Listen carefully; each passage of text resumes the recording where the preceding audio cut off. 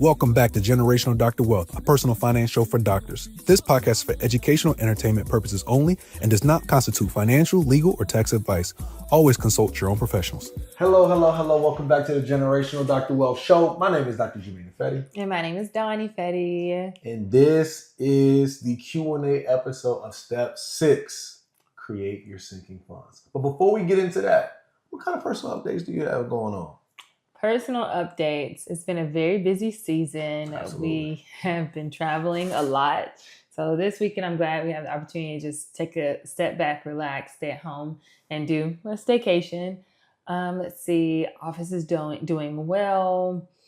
Our son is doing well, continuously growing. And I guess one update that is in relation to the generational dental wealth is that we just opened up when I say we, I mean you just opened up the Trump account.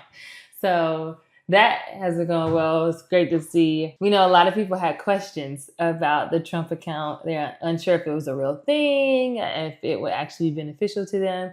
And we are here to say that it is. He got his first 1,000 and just continuing to invest in more. So we'll keep y'all posted on the Trump account. What about you? Absolutely. And just to piggyback on the Trump account, yes. So the big thing about it is you can put up to $5,000. That's between you, your employer, or anybody else who wants to give to the Trump account, as well as if your child is born between 2025 and 2028. The federal government is also doing a $1,000 seed into the account. So at the very least, if you just get the $1,000 seed, please make sure you're signing up for the Trump account and you're getting that $1,000. Now, if you invest in it past that, we'll have that in a future episode. But as far as Big Boy Jr., shout out to him.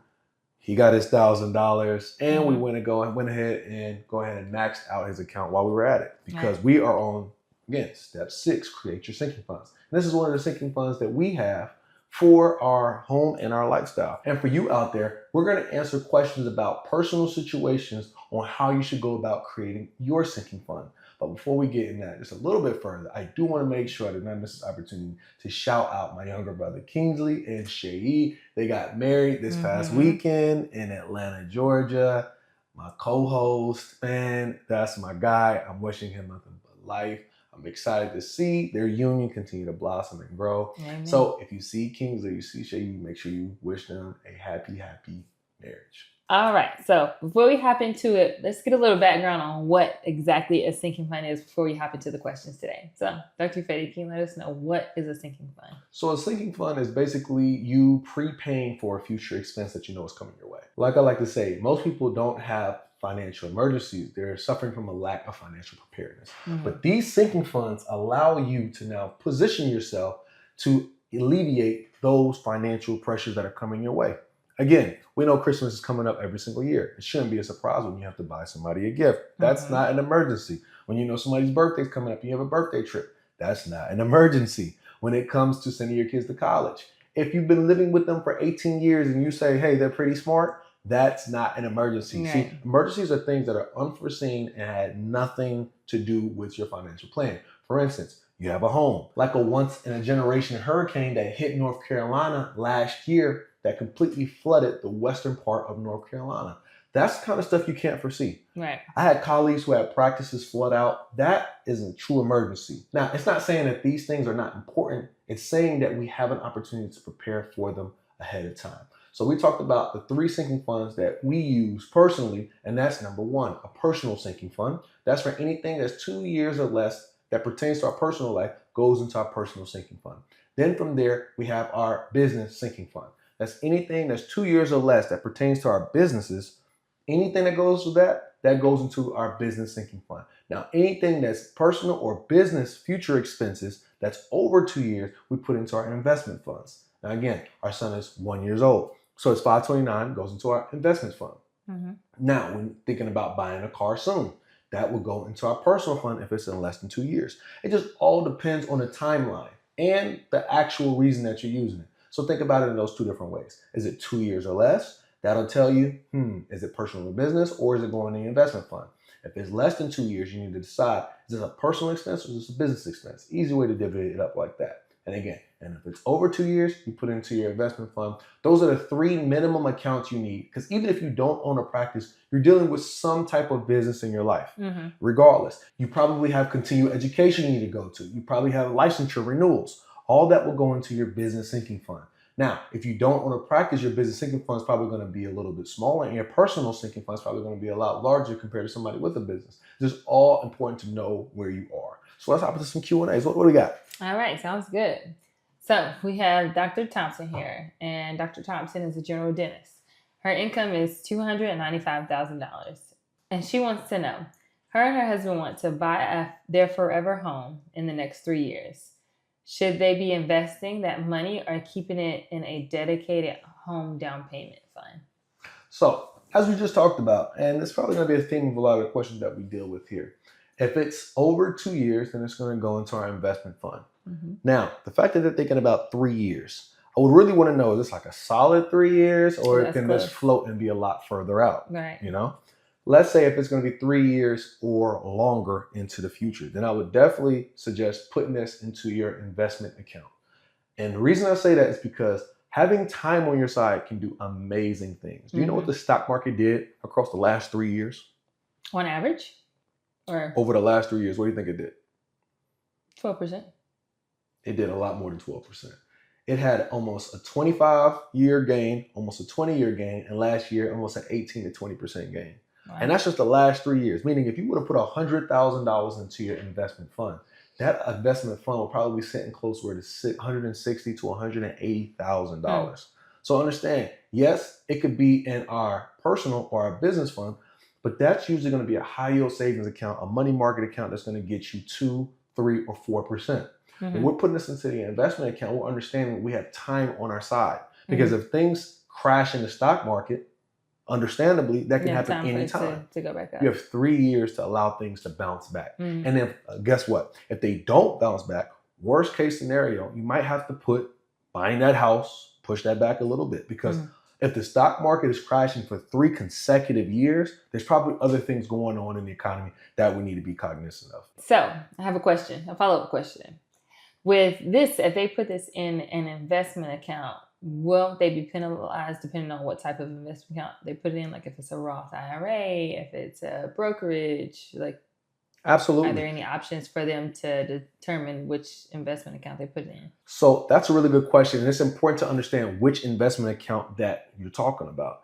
Now, if you just think you're going to have one investment account for all your investments, that's not the way to go about it. Think about when I say your investment fund, that's going to be a basket of all your different investment accounts that are for your short-term and your long-term future. Now, if we're talking about our son being 1 year old and he's going to college in the future, then that's a 529. Right. That means he has 17 more years to build that up before we're talking about college. For them, they're talking about buying a home. They will not put that into their IRA, into their 401k, or anything like that. They will put that into what we call a taxable brokerage account.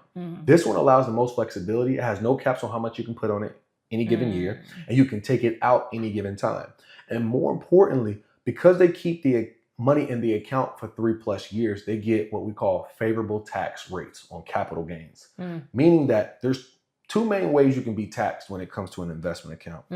When you have a traditional 401k and you take money out, let's say you have $100,000 inside of your traditional 401k and you need to take $50,000 out. When you take that $50,000 out, it's added on top of your income. So Dr. Thompson here makes $295,000. So if Dr. Thompson takes out $50,000 out of the 401k, what it's going to do is add that $50,000 on top of that $295,000 income. So no longer is there a $295,000 household income. What it's going to change into is $345,000 of household income. It's literally going to be taxed at the highest rate because it's the next dollar, the next $50,000 to go on top of take-home income. Now, when we talk about putting money into a taxable brokerage account that stays in there for over a year, because we're talking about 3 years here, it's taxed completely different. What happens at that point is that the $50,000 is in a completely different bucket, and depending on what the income is, they're taxed at either a 0, 15, or 20% bracket. That's the most. Now, naturally, if they're making as a household $345,000, they're really pushing the higher realms of the tax code. They're not really pushing the 30s yet, but they're going to be in the high 20s. But based on this here, if they have capital gains instead in a tax brokerage account, their tax bill might be cut in half. So it's important to know where your funds are going to be. And on top of that, if they're not of age, they can't even take money out of their 401k account unless they're taking a loan against it. So in a scenario like this, I will say definitely amongst your basket of investment accounts, you want to make sure you have a good taxable brokerage account where you can take funds out as needed and you can let it grow and access it with no penalties. Okay, sounds good. So, Dr. Thompson, looks like we have some options for you available to put that money in, but definitely if it's more than 3 years, to invest it, not put it in a savings account. If you've been listening to the show, you probably heard us talk about the Doctor's Blueprint, the 9-step framework that helps doctors go from 6-figure debt to financial freedom. But a lot of listeners have asked the same question. How do I apply this to my own situation? That's exactly why we created the Dr. Wealth Blueprint Plan. It's a personalized financial roadmap designed specifically for doctors. We walk through your entire financial picture, your debt, insurance coverage, saving strategies, investment plan, and long-term goals, and then turn it into a clear step-by-step plan based on the doctor's blueprint. If you're interested, just text the word blueprint to 704-336-9313, and we'll send you the details and application. Again, that's blueprint to 704-336-9313 to learn more about the Dr. Wealth Blueprint Plan. So next we have Dr. Martinez. Dr. Martinez is an emergency medicine doctor with making about $440,000 a year. So Dr. Martinez says, I keep hearing that opportunities don't wait. Should every doctor have an opportunity fund ready for buying into a practice, real estate, or another business? That's a really good question. And when it comes to opportunity funds, I'm not going to say every doctor needs it because not every doctor is interested in building wealth. But if you're a doctor interested in building wealth, you need an opportunity fund. And the reason this is so key is because things change so drastically and so quick. You never really know when you're going to need the funds. So let's just talk about since the time we've been in school and we've graduated. We're talking about COVID in 2020. We're talking about the stock market dip in 2022. We're talking about the Iran war in 2025 and 2026. We're talking about a lot that has happened during this time. Right. We're talking about the interest rates on home going to almost basically 1 or 2% to upwards of 7%. All this has happened in a span of about 5 to 7 years. Now, if you've had an opportunity fund in place, you could have taken advantage of a lot of these different swings depending on which way things have gone. Stock market has gone up, it has gone down, it's gone up, it's gone down. The question is, where are you positioning yourself? So even when we were going through, as a travel dentist, we were going through an interesting time when interest rates were just so low. And that was a nice time for us to gobble up some homes. Right. And actually, everywhere we went, anywhere we stayed longer for 6 months, we went and we bought a home. And we locked in interest rates as low as 2.25%. Right now, the most recent acquisition, we're talking about close to almost 6.5%. A huge difference. That's almost 3 times the amount. Yeah. So right now might not be an opportune time to be able to gobble up investment real estate, but during that time it was. So now we got to reposition ourselves and what is our opportunity fund going to be focused on? Okay, stock market is having a very great stretch over these last 3 years. Okay, maybe I need to position myself more in the market. But guess what? Eventually the market will slow down. The question is, how are you going to keep repositioning yourself? If you don't have an opportunity fund that is fully funded, what happens is things were going to happen around you and you're not going to be prepared. Right. I still remember when COVID first came down. That was the first opportunity I had in the stock market to really get in on a big dip. And I remember I bought all different kind of stocks. And surprisingly enough, the stocks that did the best for us were stocks that people thought we're never coming back to. For instance, when COVID came down, we bought into all the different cruise lines, Norwegian, Royal. We bought into those different cruise lines. Naturally, you would think that those wouldn't. You would think those would never come back after COVID. Yeah. But I thought to myself, people are always going to find ways to enjoy themselves. As they went to Atlanta. People are going to go to Atlanta to escape the lockdown. People are going to go back on cruises. So we invested in them and it ended up double and tripling as time continued to went on. Now, I'm not telling you to go invest in cruise line, but what I am telling you is when people are fearful, you should be greedy. And when people are greedy, you should be fearful. That is what the great Warren Buffett says. And that's how I like to think about when it comes to our investments. But by having an opportunity fund, it gives you a chance and an opportunity to take part in the changing landscape of things. That's good. And I mean, and actually people are creatures of habit. So like you said, people want to enjoy themselves. Initially, it was fun being locked in and not having to go to work and just staying at home with your loved ones. Then eventually it's like, okay, I'm bored. Once people got to the level of boredom, it was, let me figure out a way that I can get back to my regular life and doing those regular things. Absolutely. And cruise ships provide that level of experience for people. So that was a very astute observation and investment that you made. Absolutely. The landscape is always going to change, but understand liquidity, meaning like having access to capital or literally physically having capital, gives you the most opportunities. So you want to make sure that once you've maxed out your 401k, your Roth, your HSA, you've maxed out all your accounts, you want to always keep money on the side. Again, it can be in your investment account if it's going to be 2 years or above, or it can be your high yield savings or your high yield savings and money market account if it's less than 2 years. But you always want to have those funds available so you can take advantage of opportunities, because wealth is built in opportune times that feel like unopportune times. And this also kind of reminds me of the conversation that we were having the other day about like the idea and the concept of gentrification, that a lot of people view gentrification as something negative. But if you are put in a position to, I guess for lack of better terms, take advantage or capitalize on that opportunity, then you could, especially if it's your neighborhood, you can do something great for your neighborhood and turn it around and build it back up and beautify it. But you have to be prepared for that opportunity. Absolutely. Because the opportunity won't wait. So having that opportunity fund, so if real estate does become available, or if it's a mixed use property, you can put a dental office beneath it and have multiple units above it in real estate. Now you're building out your portfolio. Absolutely. And that same opportunity. For those that don't know what gentrification is, that's basically the redeveloping of a space or area or an entire neighborhood. It could be in the whole city. As we know, Detroit is currently going through gentrification. Parts of major cities are going through gentrification. And there's what we call opportunity zones. And the question, literally, it matches opportunity funds. Right. Everything is going to be about opportunity. Those who have capital will take advantage of opportunities. And those who don't will watch opportunities go. Right. All right. So it looks like opportunity funds is the way to go. Just be prepared for anything that comes up.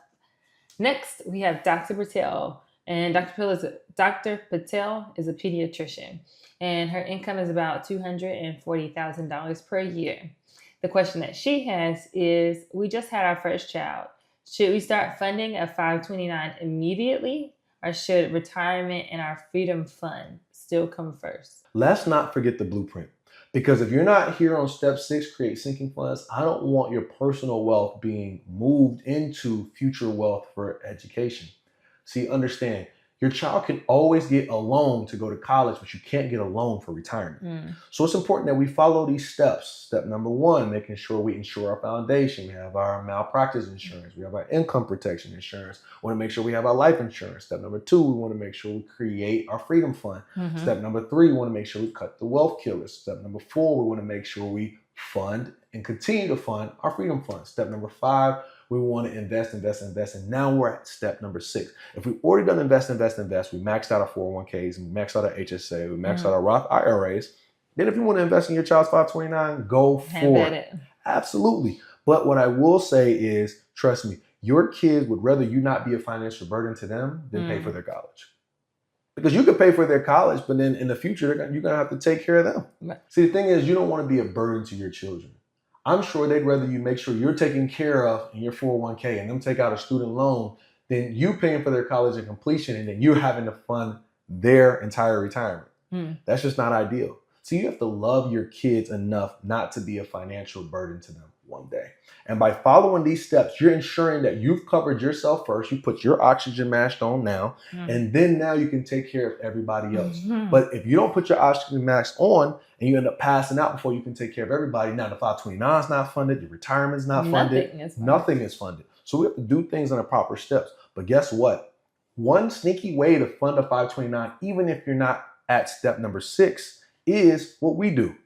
Instead of bringing gifts to our son's birthday party or baby shower, we had a 529 set up for him before he was even here. And with that 529, we were able to now share his QR code with different people. And instead of, hey, we don't really want any diapers, we don't want any gifts, instead contribute to his 529.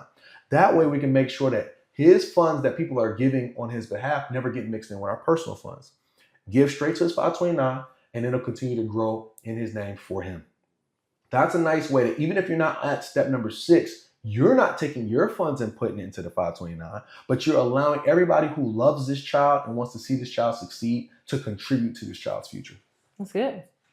That's really good. 529s are important, but again, like you said, you don't want to be a burden to your children with them having to take care of you because all of the other funds weren't set up yet. Absolutely. So order of operations is key. Put your oxygen mask on. Hello, I'm Jonathan with Team Financials, and here at Team Financials, we make filing simple, accurate, and stress-free. Tax season does not have to be stressful, and we are here to make it as simple and stress-free as possible for you. Whether you need help with your personal tax return or your business owner looking for expert tax preparation, our experienced team is here to guide you every step of the way. We don't just file your taxes. Our slogan here at Team Financials is we educate so you can elevate, because when you understand your finances, you make stronger, smarter moves for your future. If you mention Dr. Wealth when filing with us, you will receive $75 off your personal and business tax preparations. Ready to get started? Please reach out to us at 704-412-4242 or book directly on our website at teamfinancials.com. Take care. Have a good rest of the day. Bye.